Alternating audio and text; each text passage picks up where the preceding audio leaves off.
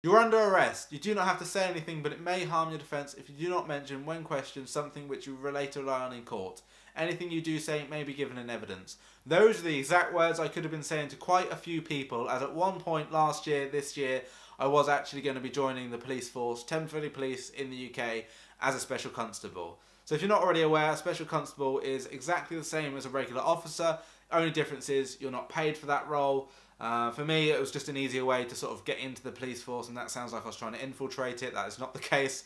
I just mean it in terms of the regular officer for the Thames Valley Police, you have to have A levels, and that's not something I had.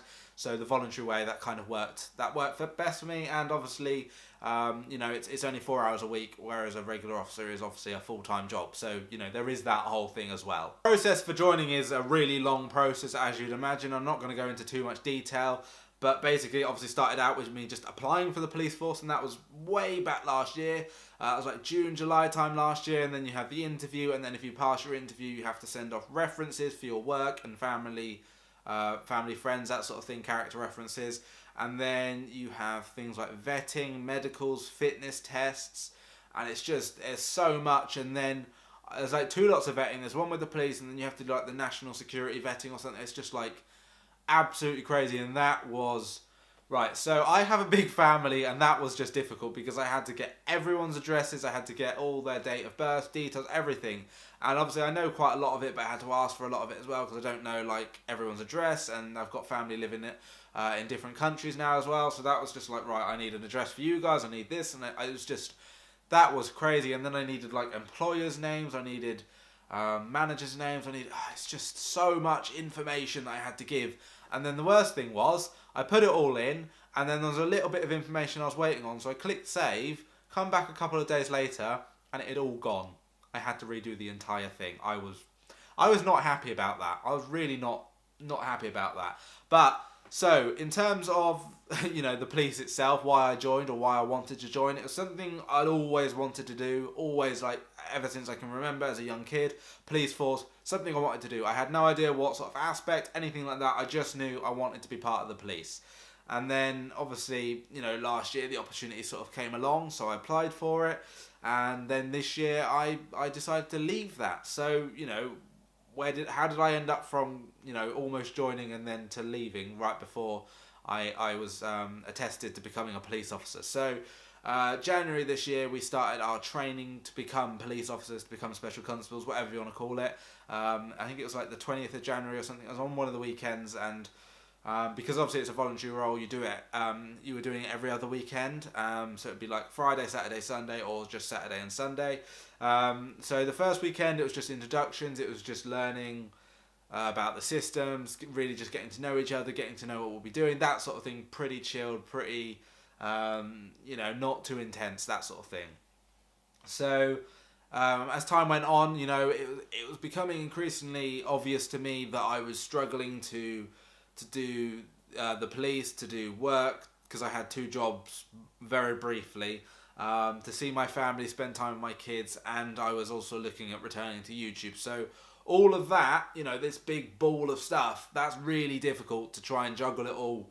And obviously family is incredibly important because, as obviously like being in the police, there could have been one day that I could have unfortunately died, and then, have I spent all my time just not actually seeing my kids to then just die straight away or something? I did, like, obviously that's extreme, but it could happen, and I suppose it could happen not being in the police as well. So that was a big factor for me, was my family, and the fact that actually if I died tomorrow, I haven't even spent much time with them. And that was something that was really difficult, because obviously I don't want to die obviously tomorrow or anytime soon, but I was worried that if it did happen, then I've spent all this time not being with my family, and then I've gone. That's a difficult one. So that was one reason. YouTube was another reason, because they're kind of not keen on the whole social media thing. And I was desperate to restart YouTube, and I was just like, I have to pick, I have to choose, what do I want more? And because of the whole deaf family thing, and then YouTube as well, it was looking more like I was going to leave. So I'd done quite a few weeks training already, I should add. It wasn't like I started like the induction and then just left. I'd done quite a bit. I'd got my uniform, hence the photo. that I showed before, and here it is again of me looking a bit weird in my police uniform. I'd done all that, we'd done first aid, we'd started to do the takedowns and things, like how to use a baton, pepper spray, all of that. And it was actually that weekend that I was doing the officer safety training, is what it's called, OST, week 1. And it was on the Sunday. I just thought to myself, is this working? Is this really what I want to be doing? Taking so much time away from seeing my family. And it was that Sunday I was just sat around in the canteen with everyone else, and I was just thinking, you know what, I don't think this is going to work for me. I didn't say it to people at the time, but in my head I was just thinking, you know what, I'm not sure. Obviously I stayed for that weekend. I didn't just leave midway because I was unsure, and then I left it a couple of days. I spoke to a couple of the other people that were doing it on WhatsApp. Eventually I came to the decision to hand in my notice for it, resign even, I can't speak. I say hand in my notice, but I guess I was never actually officially part of the police, but the way they dealt with it was actually as a resignation sort of thing. I had to fill out a whole form, I had to go in, obviously hand in all my uniform and equipment in. So I guess it kind of was a resignation, which I guess that made it harder actually, because once I'd done it and once I pulled up to the car park of the training centre, and I walked in with all my uniform, and believe me, this is heavy. This uniform is really heavy, all of it. I was lugging it along, and I was thinking to myself constantly, like, is this really, really what I want to do? Do I want to leave the police force?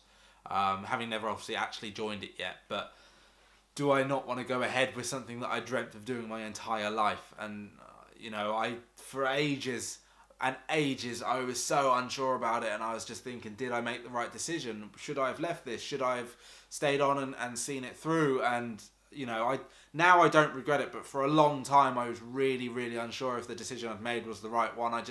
I was so unsure of myself. I kept saying to myself, like, I don't know if I've done the right thing here. Should I stay? Should I go? Now looking back, it was the right decision because I have been able to spend more time with my family. I've been able to do YouTube, which I really, really thoroughly enjoy, and I think, I learned a lot, an absolute lot. I did first aid, for example. That in itself is a lot. It's not helpful, really. Well, I suppose it is. I learned how to take people down. If I'm ever in a situation that I need to, I know how to do that, in a proper way where you're not going to move because it bloody hurts. And believe me, it really does, because we had to do it on each other. So yeah, I'm aware I never want to get into a situation with the police where they're trying to take me down, because it really, really hurts. I learned that, having water sprayed in your eyes hurts, because that's the pepper spray thing. We didn't obviously use pepper spray on each other. I learned that handcuffs hurt, but then I also learned that when I got detained and handcuffed before as well. So, that's a whole thing as well. But I learned, equally twice, I've learned that handcuffs really damn hurt. I learned a lot though, and I learned a lot of valuable life lessons about it, and I met some awesome people from it. I don't speak to them anymore, unfortunately, but I did have a lot of fun. And I think that's the best thing, is actually I really enjoyed it, and looking back I don't miss it now. I do think perhaps I would have made a good cop. I think I would have, but then, the whole situation this year with the mental health and things, would that have happened? Would that not have happened? If I'd still been in the police force and it had happened, that would obviously had a huge impact.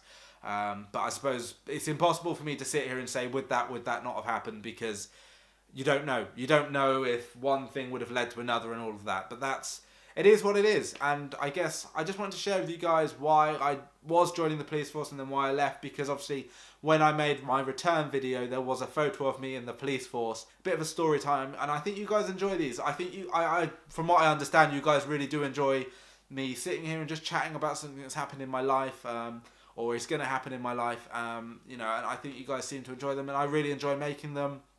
Obviously, I thoroughly enjoy making, more creative videos as well, but I think it's important to sit here and share things that have happened before, and why I've done certain things, and explain what's happened, last year, this year, because obviously for a long time there's been this huge gap with my YouTube where I just wasn't doing anything and kind of went silent a bit on social media. So people didn't really know what was going on. So I guess that covers one more topic from that return video. If you're wondering why was there a photo of me dressed as the police, it was genuine. I did genuinely have the kit and everything, and I looked a bit like a nerd or geek or whatever you want to call it, like a bit over happy, I guess. I don't know what the word would be. I think I looked a little bit too happy in the photo probably, but I was really impressed with myself that I had this police kit and I was like, oh my god, I look like really cool.